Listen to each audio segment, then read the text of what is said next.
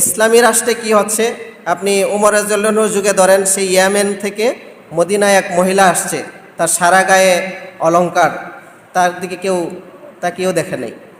আপনি আজকে এই পাশের রাষ্ট্র আফগানিস্তানে দেখেন, হ্যাঁ, সেখানেও একই অবস্থা বিরাজমান। মানুষ সেখানে রাতের বেলায় দেখতে পাচ্ছি যে গাড়ি রাস্তায় টাকা পয়সার ব্যাগ নিয়ে মানুষ হাঁটতেছে, কোনো সমস্যা নেই।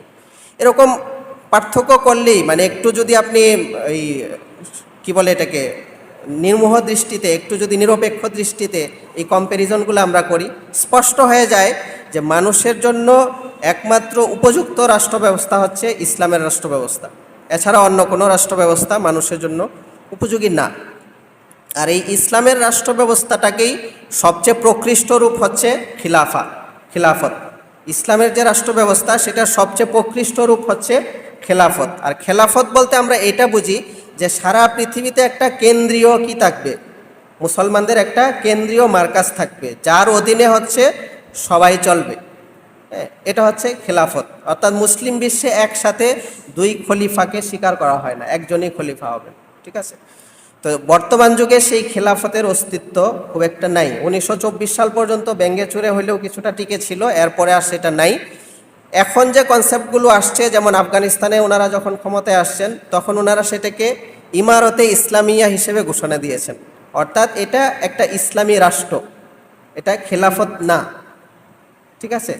তো আল্লামা তাকি উসমানী এই খেলাফত, বর্তমান যুগে খেলাফতে কনভার্ট হওয়ার, খেলাফতের দিকে যাওয়ার একটা তরিকা বলেছেন এইটা, যে যেমন আফগানিস্তানে একটা ইমারত প্রতিষ্ঠা হয়েছে, এরকম আরও যতগুলো মুসলিম দেশ আছে, সেগুলোর দেশের জনগণকেও আমরা যদি ধীরে ধীরে এই ইসলামী শাসন ব্যবস্থার সুফল বোঝাতে সক্ষম হই, এবং একটা পর্যায়ে দাওয়াতের মাধ্যমে হোক, রাজনীতির মাধ্যমে হোক, বা জিহাদের মাধ্যমে হোক, তারা যদি শাসন, ইসলামী শাসন কায়েম করে, তো একটা পর্যায়ে এরা এই আওয়াজটা তুলতে পারবে যে আমরা একটা ফেডারেশনের অধীনে চলতে চাই, আমরা এই ইসলামী রাষ্ট্রগুলো মিলে একটা ফেডারেশনের অধীনে চলতে চাই।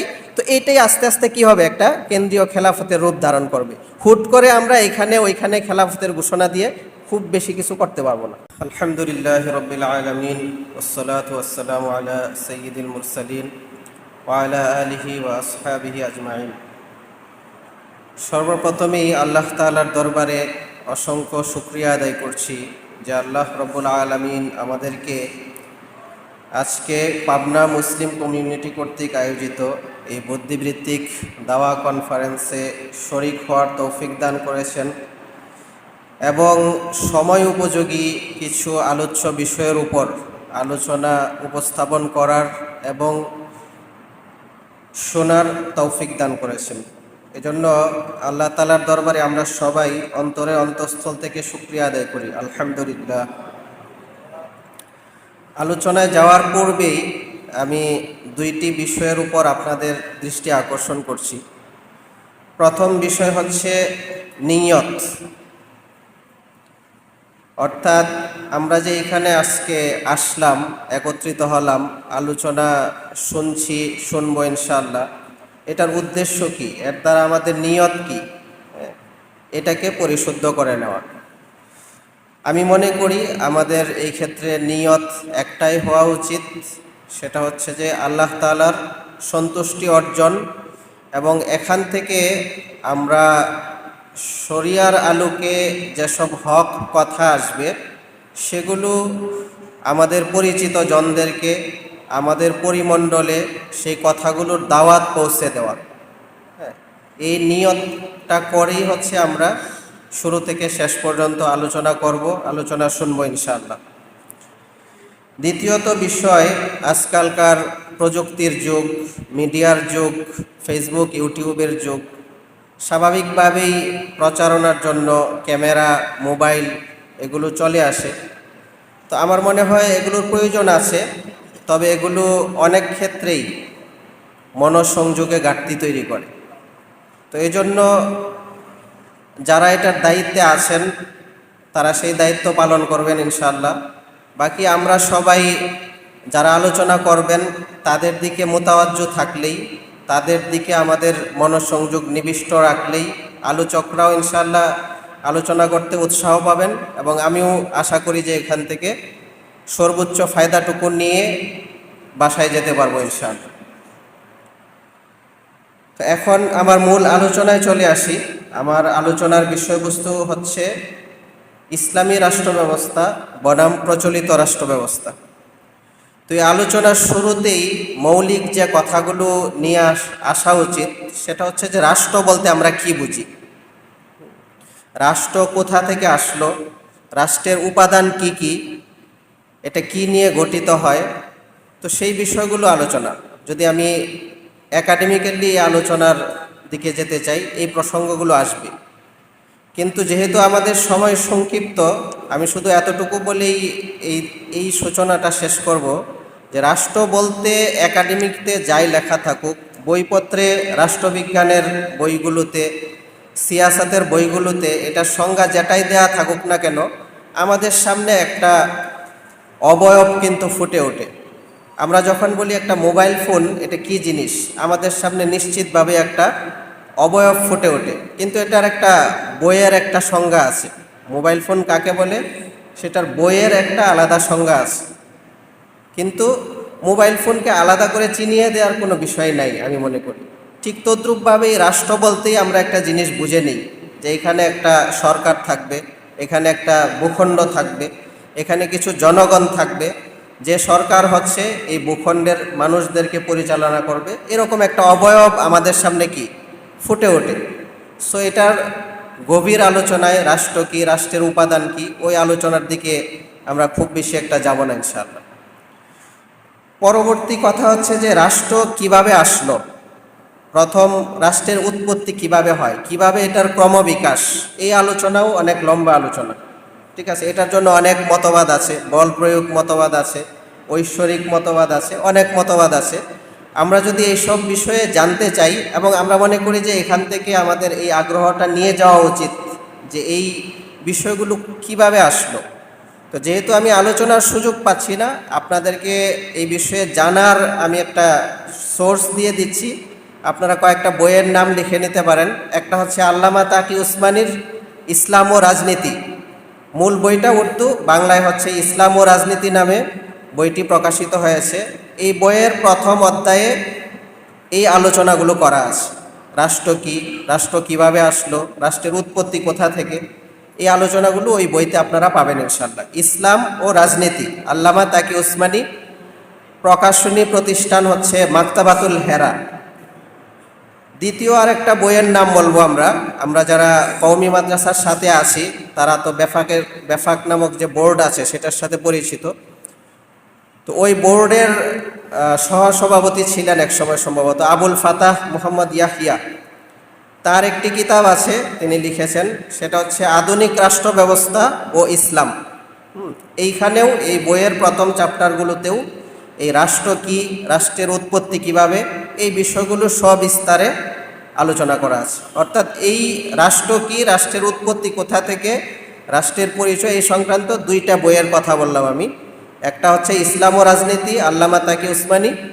2 নাম্বার হচ্ছে আধুনিক রাষ্ট্র ব্যবস্থা ও ইসলাম, মাওলানা আবুল ফাতাহ মোহাম্মদ ইয়াহিয়া। এটার প্রকাশনী হচ্ছে বিশ্ব কল্যাণ পাবলিকেশনস, এই প্রকাশনী থেকে এই বইটি বের হয়েছে। আচ্ছা, এরপরে হচ্ছে এই যে রাষ্ট্র চলছে, প্রশাসন চলছে, আমরা প্রশাসনের অধীনে নিয়মকানুন আইন মেনে আমরা চলছি জনগণ। তো এই প্রশাসন ব্যবস্থা কয় প্রকার, আমার মূল প্রসঙ্গ যেটা যে ইসলামী রাষ্ট্র ব্যবস্থা এবং প্রচলিত রাষ্ট্র ব্যবস্থা। ইসলামী রাষ্ট্র ব্যবস্থা বলতে আমরা কি বুঝতে পারছি, যে রাষ্ট্র ব্যবস্থায় প্রশাসন, বিচার, তারপরে হচ্ছে অর্থনীতি, এই বিষয়গুলো ইসলামের বিধান মতে পরিচালিত হয়, সেটা হচ্ছে ইসলামী রাষ্ট্র ব্যবস্থা। আর প্রচলিত রাষ্ট্র ব্যবস্থা মানে আমরা যেটা বুঝতে পারছি যে ইসলামী আইন ছাড়া অন্যান্য যেসব ব্যবস্থায় রাষ্ট্র চলে আসছে, হ্যাঁ, সেই বিষয়গুলোকে। তো ইসলাম ব্যতিরেকে অন্যান্য যেসব রাষ্ট্র ব্যবস্থা আছে সেগুলো কয় ধরনের, বা বর্তমান পৃথিবীতে এরকম কয় প্রকারের রাষ্ট্র ব্যবস্থা আছে, সেটা আমি একটু আলোকপাত করতে চাই। তো এই ক্ষেত্রে প্রথমেই যেটাকে আনতে হবে এবং যেটা হচ্ছে সবচেয়ে সুপ্রাচীন রাষ্ট্র ব্যবস্থা, সেটা হচ্ছে রাজতন্ত্র। অনেক আগ থেকেই এই রাজতান্ত্রিক শাসন ব্যবস্থা পৃথিবীতে বিরাজমান। তারপরে আসবে হচ্ছে থিওক্রাসি। থিওক্রাসি মানে হচ্ছে ধর্মের ভিত্তিতে যে রাষ্ট্র ব্যবস্থা পরিচালিত হয়, ঠিক আছে। তারপরে 1917-18 এই সময়কার পৃথিবীতে আমরা একটা নতুন শাসন ব্যবস্থা দেখতে পেয়েছি, সেটার নাম হচ্ছে সমাজতন্ত্র, ঠিক আছে। এবং এর কিছু আগ থেকে অর্থাৎ 1776 সাল থেকে আমেরিকার স্বাধীনতা লাভের পর আমরা পৃথিবীতে গণতান্ত্রিক শাসন ব্যবস্থা লক্ষ্য করে আসছি, ঠিক আছে। তো মোটামুটি কয়টা হলো? রাজতন্ত্র, অভিজাততন্ত্র বা থিওক্রাসি, যেটার বাংলা অর্থ দাঁড়ায় অভিজাততন্ত্র। তারপরে আসছে হচ্ছে সমাজতন্ত্র, গণতন্ত্র, ঠিক আছে। এই চারটা। তো বর্তমান পৃথিবীতে এই 4 প্রকারের রাষ্ট্র ব্যবস্থাই কম বেশি প্রচলিত আছে। আমরা যদি পৃথিবীতে প্রায় 250-র মতো জাতিসংঘের সদস্যভুক্ত এবং সদস্যভুক্ত নয় এরকম প্রায় 250 রাষ্ট্র রয়েছে। তার মধ্যে একটা রাষ্ট্রকে আমরা পিওর থিওক্রাসি রাষ্ট্র বলতে পারি, সেটা হচ্ছে ভ্যাটিকান সিটি। ভ্যাটিকান সিটি এটা পুরাটাই হচ্ছে মানে খ্রিস্টান পোপদের দ্বারা নিয়ন্ত্রিত একটা রাষ্ট্র। এর বাইরে 7টা দেশে আছে হচ্ছে একদলীয়, এটাও এক ধরনের অ্যারিস্টোক্রেসি। আমি অ্যারিস্টোক্রেসি বা থিওক্রাসি এগুলোর তাত্ত্বিক আলোচনায় গেলে আমার সময় নষ্ট হয়ে যাবে। এই আলোচনাগুলো অর্থাৎ এই যে থিওক্রাসির কথাটা বলছি, অ্যারিস্টোক্রেসির কথাটা বলছি, এটাও আপনারা আল্লামা তাকি উসমানির যে বইটার কথা আমি বলেছি সেটার 2য় চ্যাপ্টারে পাবেন ইনশাআল্লাহ। তো এর মধ্যে 7টি দেশে আছে হচ্ছে একদলীয় শাসন, হ্যাঁ। এবং এই একদলীয় শাসনগুলোতে কিছুটা সমাজতান্ত্রিক ধাঁচ আছে, যেমন চায়নার কথা যদি আমরা বলি, কিউবার কথা বলি, তারপরে হচ্ছে ভিয়েতনাম যদি বলি, এরকম আরও 4টা দেশ আছে যেগুলোতে হচ্ছে একদলীয় শাসন ব্যবস্থা চলমান। এরপরে প্রায় 40টার মতো দেশে চলছে হচ্ছে রাজতন্ত্র। সৌদি আরব, জর্ডান, ব্রুনাই, এরকম প্রায় 40টার মতো রাষ্ট্র আছে। রাজতন্ত্রের মধ্যে অনেক পার্থক্য আছে, যেমন ব্রিটেন একই সাথে এটা একটা গণতান্ত্রিক রাষ্ট্র, আবার হচ্ছে সাংবিধানিকভাবে এটা একটা রাজতান্ত্রিক দেশ, সাংবিধানিক রাজতন্ত্র চলছে এখানে।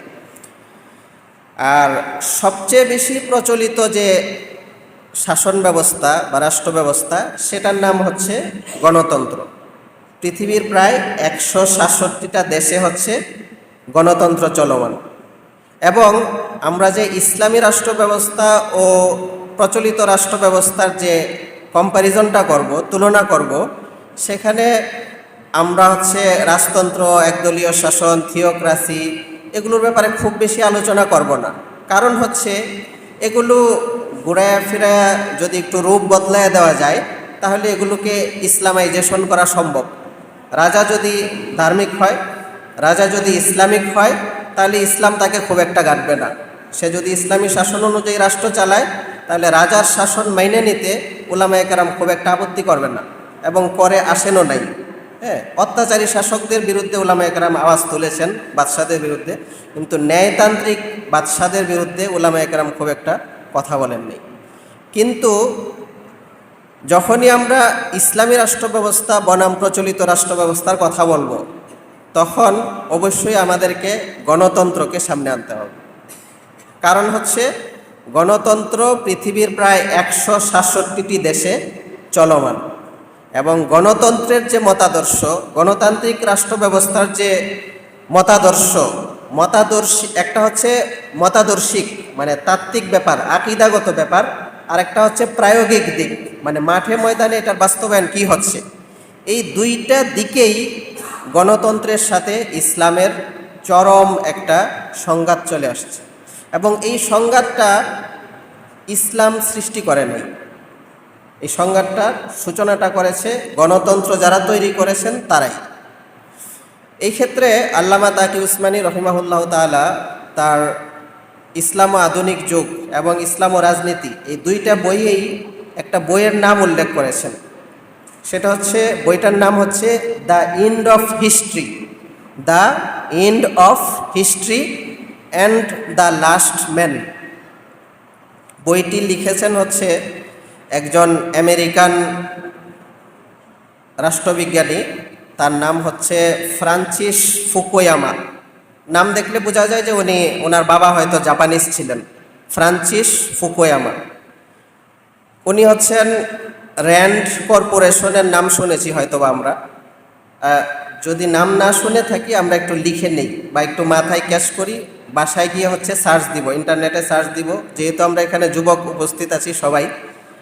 RAND র্যান্ড কর্পোরেশন লিখে সার্চ দিলেই দেখবেন যে অনেক তথ্য পেয়ে যাবেন। তো এই র্যান্ড কর্পোরেশনের পলিটিক্যাল সায়েন্স ডিপার্টমেন্টের প্রধান ছিলেন এই ভদ্রলোক ফ্রান্সিস ফুকুয়ামা। তার বইটার নাম হচ্ছে the end of history and the last man. তো এই বইয়ে উনি এবং এই বইটা হচ্ছে নিউ ইয়র্কের অল টাইম বেস্ট সেলার একটা বই, মানে সর্বাধিক বিক্রিত একটা বই, সবচেয়ে বেশি বিক্রি হয়েছে এরকম একটা বই। তো এই বইয়ের সারমর্ম যেটা, আচ্ছা এখানে আরেকটা কথা বলা উচিত, আমরা হচ্ছে সভ্যতার সংঘাত নামে একটা থিওরি জানি, তাই না? Clash of civilization. এই থিওরিটার যিনি জনক স্যামুয়েল হান্টিংটন। তো স্যামুয়েল হান্টিংটন ছিলেন হচ্ছে এই ফ্রান্সিস ফুকুয়ামার ডক্টরাল যে থিসিস, মানে পিএইচডি ডিগ্রির যে সুপারভাইজার বা তত্ত্বাবধায়ক, তিনি ছিলেন এই হান্টিংটন। অর্থাৎ ফ্রান্সিস ফুকুয়ামার টিচার বা ডক্টরেট ডিগ্রির সুপারভাইজার ছিলেন হচ্ছে কে? Samuel Huntington. মানে এই ক্ষেত্রে এই যে সনদের ধারাবাহিকতা বোঝাটা ইম্পর্টেন্ট, মানে কোথা থেকে কোন জায়গায়, মানে পানি কোথাকার পানি কোথায় গিয়ে গড়ালো।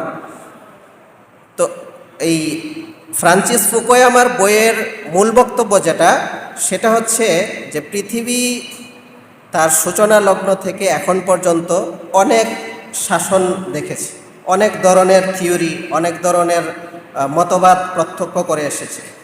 তো সর্বশেষ এবং সর্বাধুনিক এবং সবচেয়ে টেকসই মতবাদ হচ্ছে গণতন্ত্র এবং মুক্ত অর্থনীতি, ফ্রি ক্যাপিটালিজম।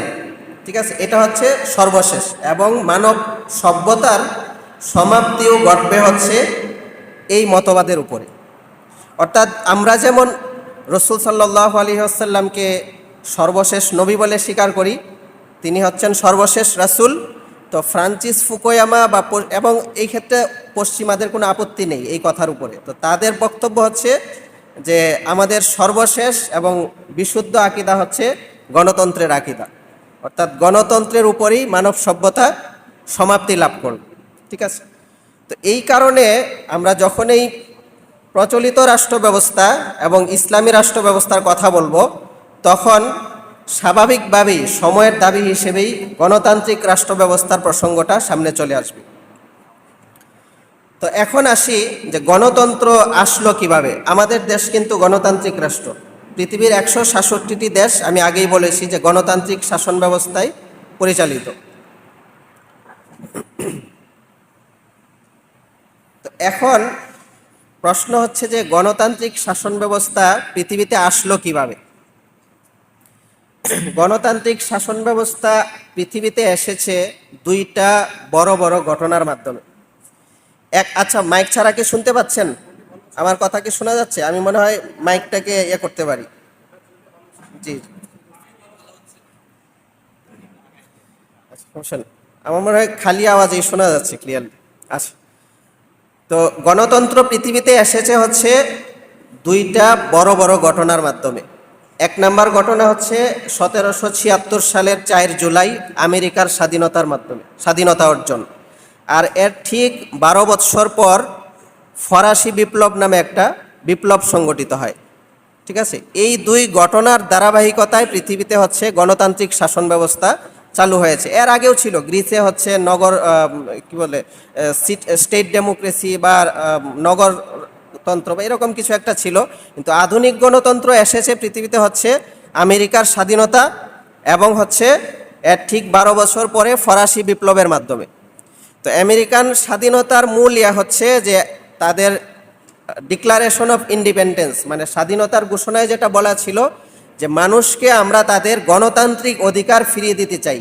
মানুষ স্বাধীনভাবে জন্মগ্রহণ করেছে, অতএব আমরা অন্য মানুষ তাকে গোলাম বানানোর অধিকার রাখি না।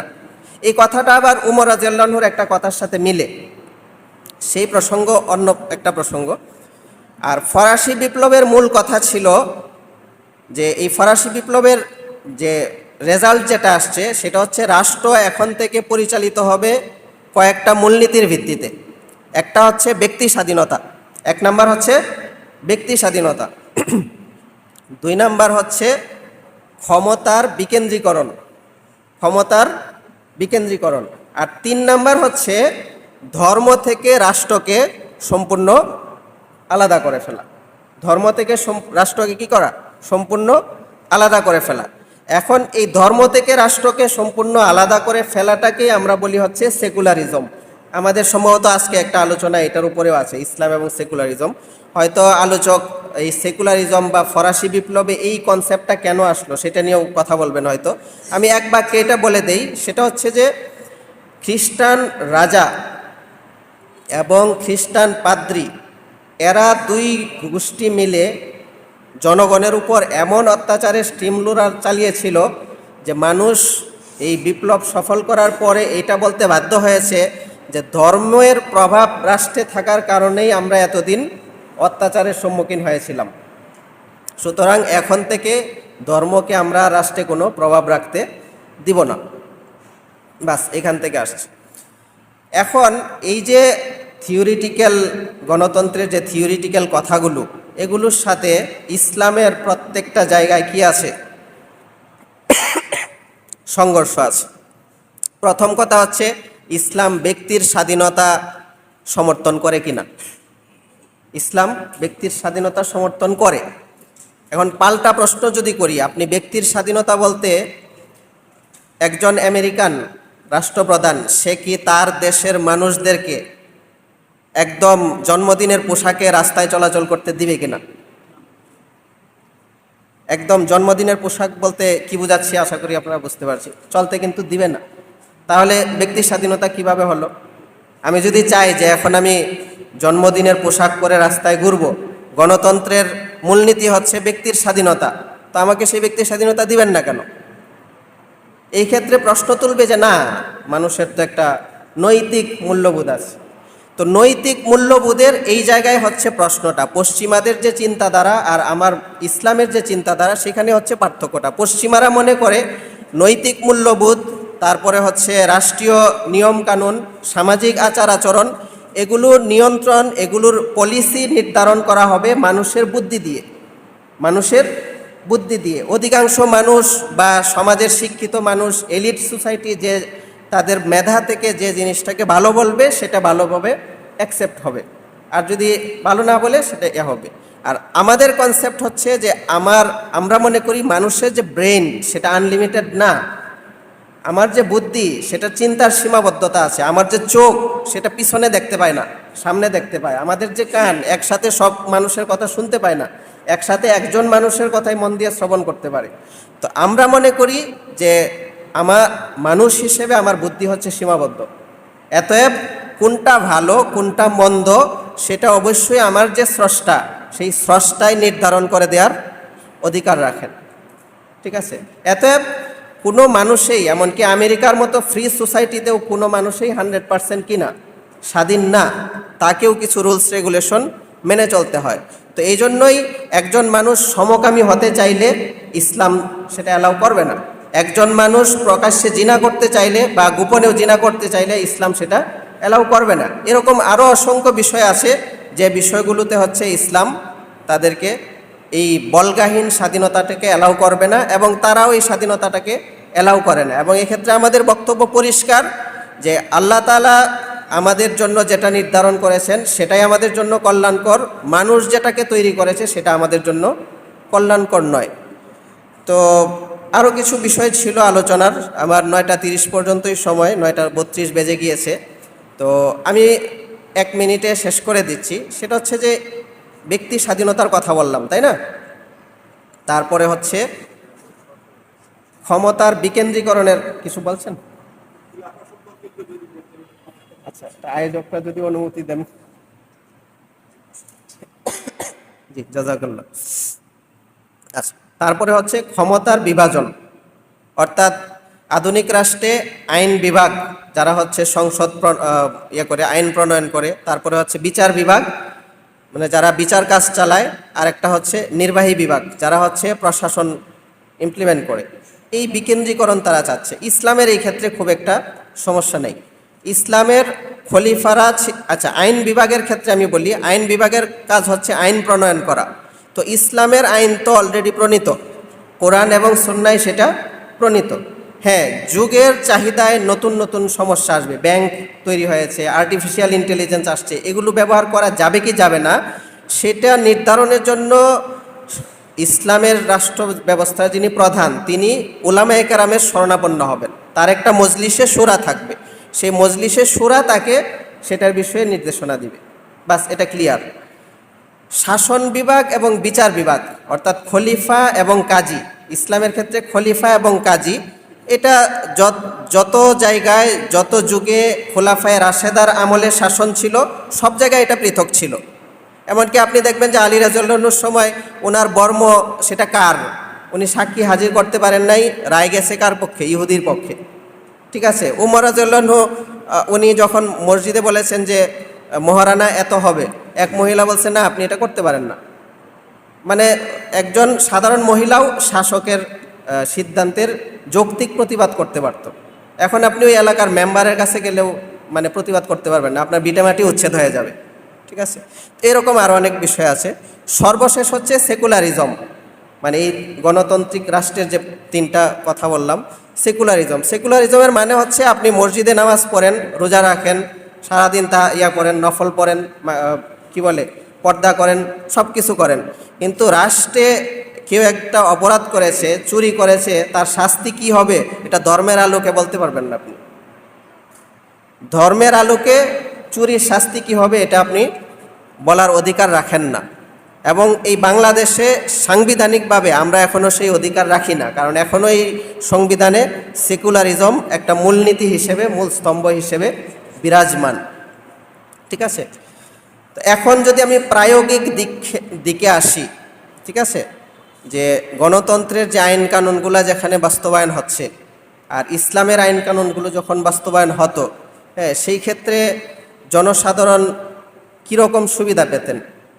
আপনি দেখেন আমেরিকা হচ্ছে কি সবচেয়ে মানে গণতন্ত্রের মোড়ল বলা যায়। সেই গণতন্ত্রের মোড়লের দেশে অবস্থা হচ্ছে যে সেখানে আফগানিস্তানে ওরা যে কয়েক লাখ ট্রুপস নিয়োগ করেছিল, সেখানে 1/3 মহিলা সদস্য, মানে 1/3 মহিলা সদস্য দর্শনের শিকার তার কলিগ দ্বারা, তার যে সহকর্মী তাদের দ্বারা। আর পক্ষান্তরে ইসলামী রাষ্ট্রে কি হচ্ছে, আপনি উমর রাদিয়াল্লাহুর যুগে ধরেন, সেই ইয়েমেন থেকে মদিনায় এক মহিলা আসছে, তার সারা গায়ে অলংকার, তার দিকে কেউ তাকিয়েও দেখে নেই। আপনি আজকে এই পাশের রাষ্ট্র আফগানিস্তানে দেখেন, হ্যাঁ, সেখানেও একই অবস্থা বিরাজমান। মানুষ সেখানে রাতের বেলায় দেখতে পাচ্ছি যে গাড়ি রাস্তায় টাকা পয়সার ব্যাগ নিয়ে মানুষ হাঁটতেছে, কোনো সমস্যা নেই। এরকম পার্থক্য করলেই মানে একটু যদি আপনি এই কি বলে এটাকে নির্মোহ দৃষ্টিতে, একটু যদি নিরপেক্ষ দৃষ্টিতে এই কম্প্যারিজনগুলো আমরা করি, স্পষ্ট হয়ে যায় যে মানুষের জন্য একমাত্র উপযুক্ত রাষ্ট্র ব্যবস্থা হচ্ছে ইসলামের রাষ্ট্র ব্যবস্থা। এছাড়া অন্য কোনো রাষ্ট্র ব্যবস্থা মানুষের জন্য উপযোগী না। আর এই ইসলামের রাষ্ট্র ব্যবস্থাটাকেই সবচেয়ে প্রকৃষ্ট রূপ হচ্ছে খিলাফত। ইসলামের যে রাষ্ট্র ব্যবস্থা সেটার সবচেয়ে প্রকৃষ্ট রূপ হচ্ছে খেলাফত। আর খেলাফত বলতে আমরা এটা বুঝি যে সারা পৃথিবীতে একটা কেন্দ্রীয় কি থাকবে, মুসলমানদের একটা কেন্দ্রীয় মার্কাজ থাকবে, যার অধীনে হচ্ছে সবাই চলবে। এটা হচ্ছে খেলাফত। অর্থাৎ মুসলিম বিশ্বে একসাথে দুই খলিফাকে স্বীকার করা হয় না, একজনই খলিফা হবেন। ঠিক আছে। তো বর্তমান যুগে সেই খেলাফতের অস্তিত্ব খুব একটা নাই। 1924 সাল পর্যন্ত ব্যঙ্গে চুরে হলেও কিছুটা টিকে ছিল, এরপরে আর সেটা নাই। এখন যে কনসেপ্টগুলো আসছে, যেমন আফগানিস্তানে ওনারা যখন ক্ষমতায় আসছেন তখন ওনারা সেটাকে ইমারতে ইসলামিয়া হিসেবে ঘোষণা দিয়েছেন, অর্থাৎ এটা একটা ইসলামী রাষ্ট্র, এটা খেলাফত না। ঠিক আছে।